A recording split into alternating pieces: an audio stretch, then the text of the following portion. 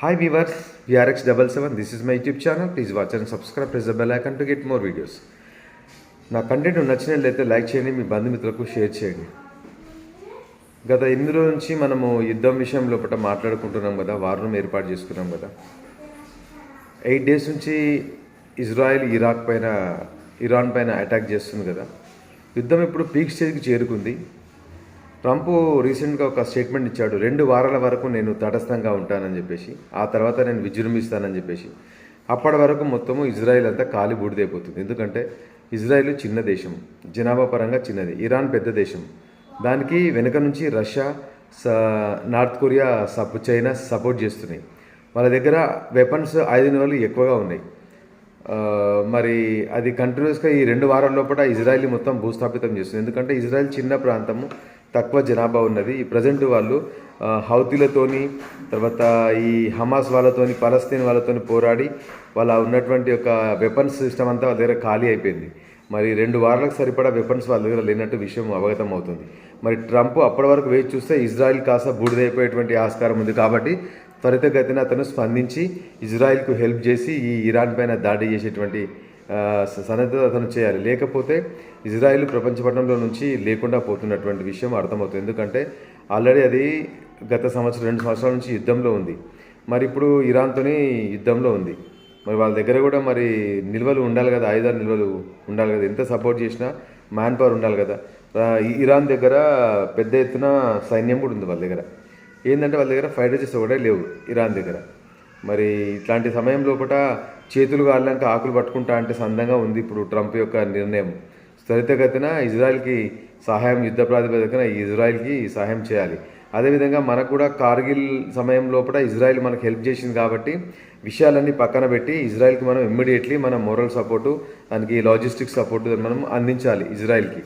ఎందుకంటే మనకు ఈ యుద్ధం ఇదే విధంగా కంటిన్యూషన్ జరిగితే మనకు చాలా నష్టం పరోక్షంగా. ఎందుకంటే జూలై 1st వీక్ నుంచి 2nd వీక్ వరకు ప్రపంచవ్యాప్తంగా ఈ యొక్క చమురు యొక్క తీవ్రత అత్యధికంగా ఏర్పడి ప్రపంచం మొత్తం స్తంభించేటువంటి ఆస్కారం ఉంది. ముఖ్యంగా భారత్, మనం ఎక్కువగా ఈ చమురు దిగుమతిపైనే ఆధారపడి ఉన్నాము. ఇరాన్ నుంచి వచ్చేటువంటి ఈ యొక్క పైప్ లైన్ ద్వారానే మనకు ఎక్కువ చమురు వచ్చేటువంటి ఆస్కారం ఉంది.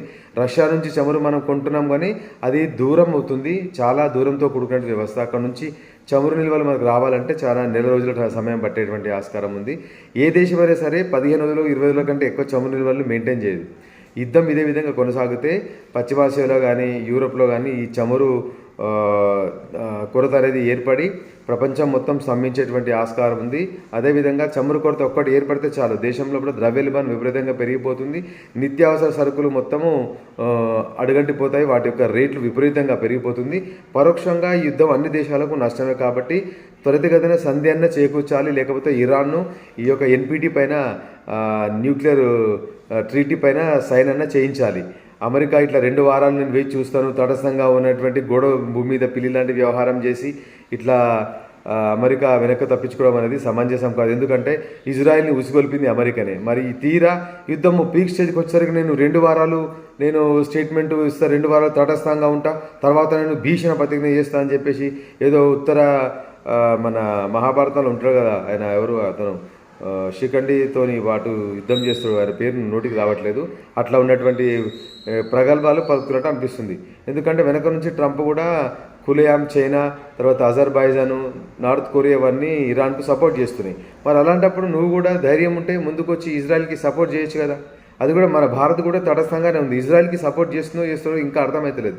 మనకు ఎన్ని రకాలుగా ఇజ్రాయెల్ మనకు హెల్ప్ చేసింది. ఆ మానవత్వాన్ని మలిచి మరి ఈ టైంలో కూడా ఇజ్రాయెల్కి మనం కూడా హెల్ప్ చేయాలి కదా.